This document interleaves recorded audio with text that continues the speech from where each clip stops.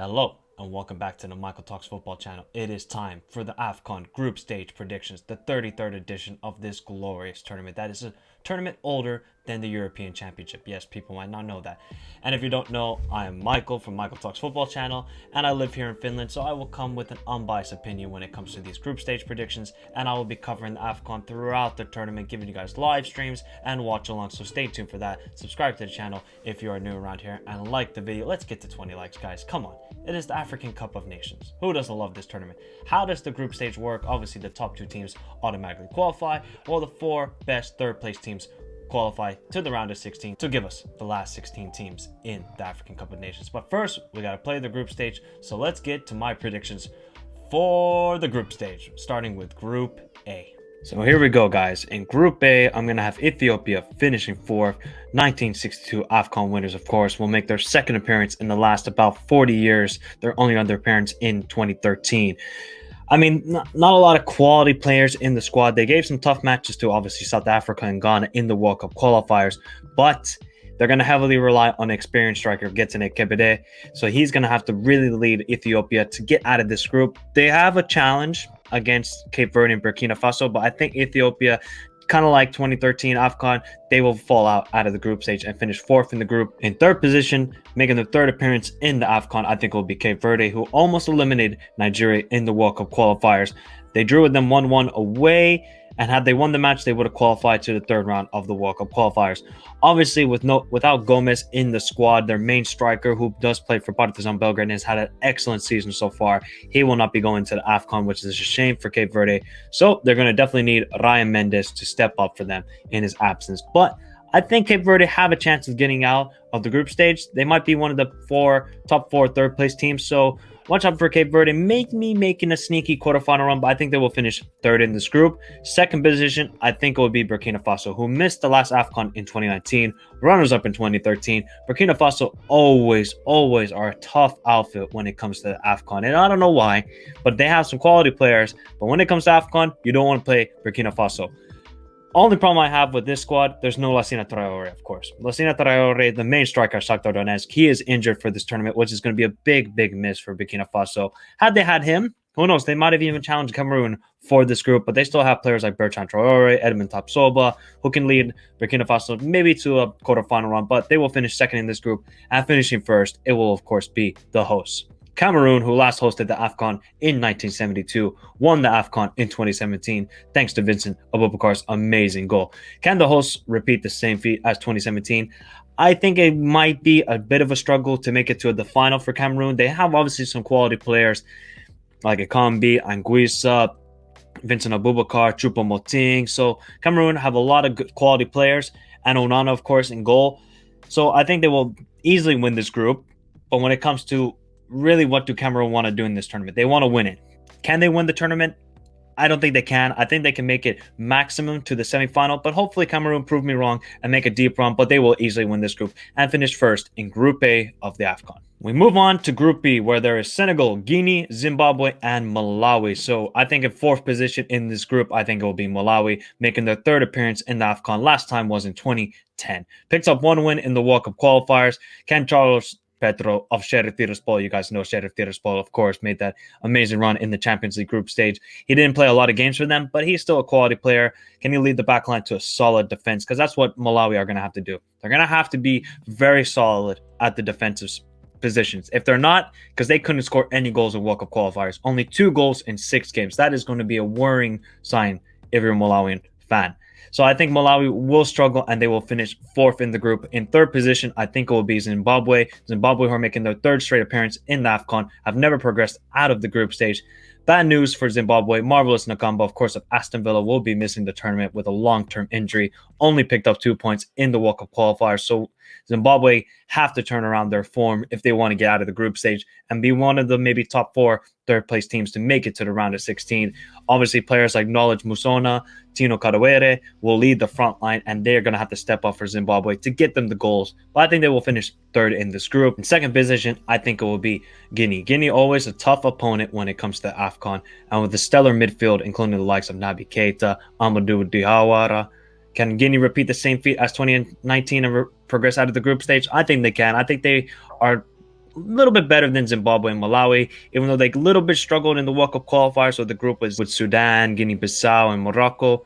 I think Guinea will still finish second in this group, and we know who's finishing first. It has to be Senegal. Senegal have actually never won the African Cup of Nations. That's pretty remarkable to think about.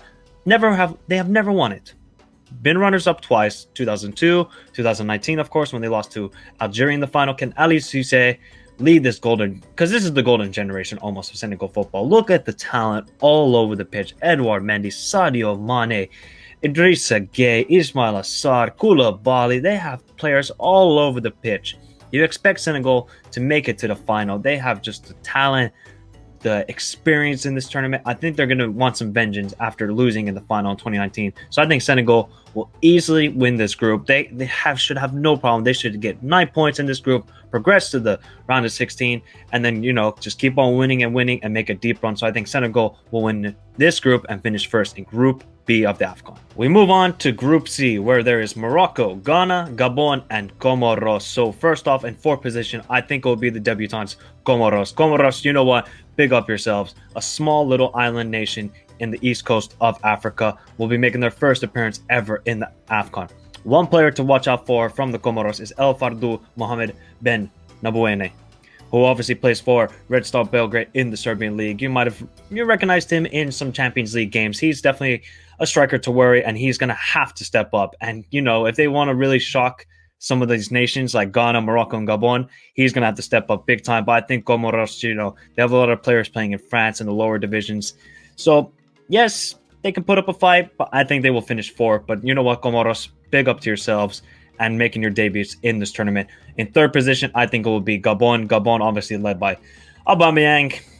What's left of Aubameyang, who knows? He's just had a torrid time recently with his club, Arsenal. So Aubameyang might want to try and regain some form and prove some doubters wrong in this AFCON. And can he lead Gabon to doing this? Obviously, there's also players like Mario Lemina in the midfield. So I think Gabon could be one of those four best third-place teams, but I think Gabon will finish third in this group. Second place, I think it will be Ghana. Ghana, of course, four-time winners of the AFCON, last time being in 1982.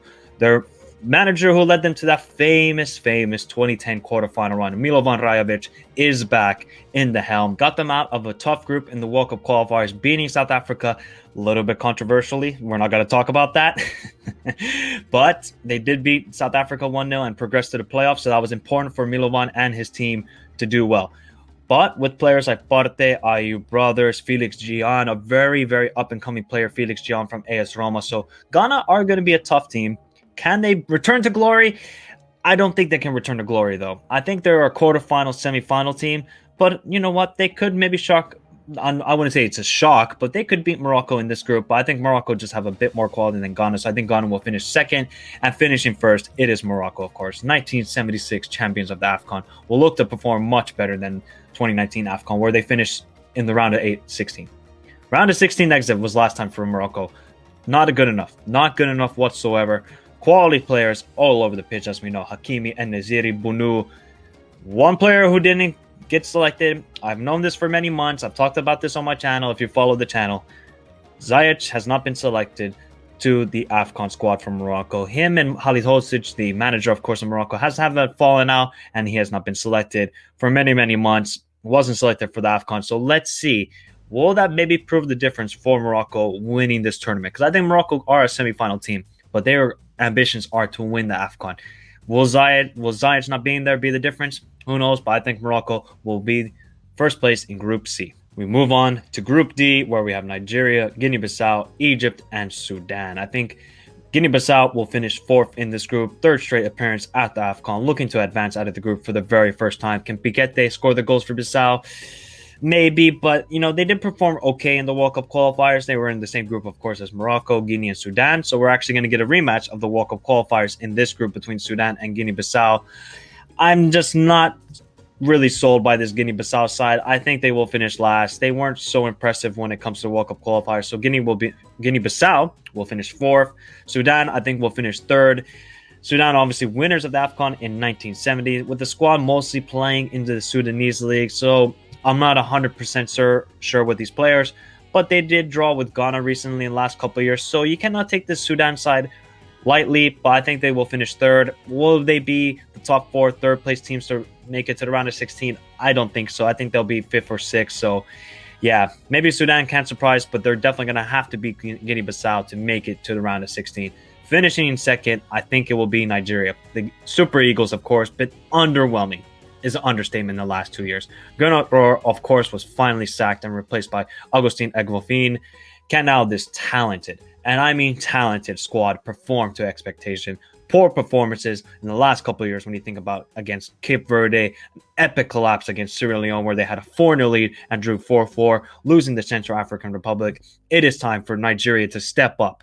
The likes of Osimhen, Iheanacho, Ndidi, William Troost-Ekong, I mean, he's the captain of Nigeria, but he has been absolutely poor for Watford this season. He needs to step up. And of course, Emmanuel Denise, he has finally been selected to the squad, and he's been balling. He's been balling this season. I think Emmanuel Denise could be a vital player for Nigeria to make a deep run, but I think they will finish second because in first position in this group, I think will be the 7-time winners of the Afcon, now under experienced international manager Carlos Queiroz, Egypt. Egypt, who are definitely going to want some revenge after what happened to them when they hosted the Afcon in 2019, where they went out in the round of 16, was a major upset against South Africa.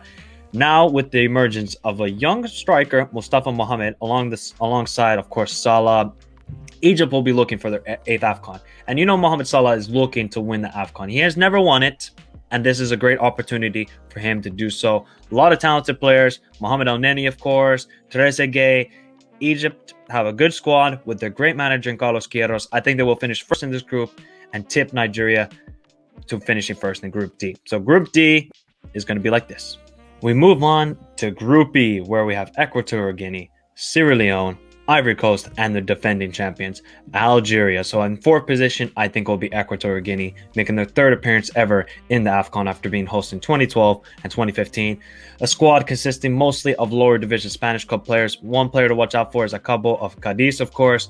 We'll look to keep Algeria, Ivory Coast, and Sierra Leone quiet, as he is one of the stellar defenders in the squad, but I just don't think this squad really can do anything in this tournament. They did perform well in the World Cup qualifiers, I'll give you that, because they did push Tunisia very, very hard. But I think Equatorial Guinea will struggle. They're not at home soil. They're a very good home team, but away from Equatorial Guinea, they struggle. So I think Equatorial Guinea will finish fourth. In third position, making their return to the African Cup of Nations, Sierra Leone. Returning to the competition, first time since 1996. What an absolutely unbelievable achievement from the Sierra Leone team. After being suspended by FIFA for 2019 AFCON qualifiers, qualifying for the 2021 AFCON is an amazing achievement, if you ask me. Can they spring a surprise? Can they do something similar to Madagascar where they made it to the quarterfinals? I don't think it's that far, but I think Sierra Leone have a good chance of making it to the round of 16, and led by MLS legend Kei Kamara, who actually plays in the country that I live in here in Finland. So it's pretty remarkable to see him still doing it at 37 years old, leading his nation to the African Cup of Nations. Can they spring a surprise? I don't think they can to Algeria and Ivory Coast, but I think they can beat Equatorial Guinea and finish third in this group. Second position, I think it's going to be Ivory Coast. I think they're a little bit disappointing. I'm not going to lie. I think a lot of people will say Ivory Coast have always been a disappointing team when you think about one of the most talented squads every single time. Ivory Coast have once and again just disappoint.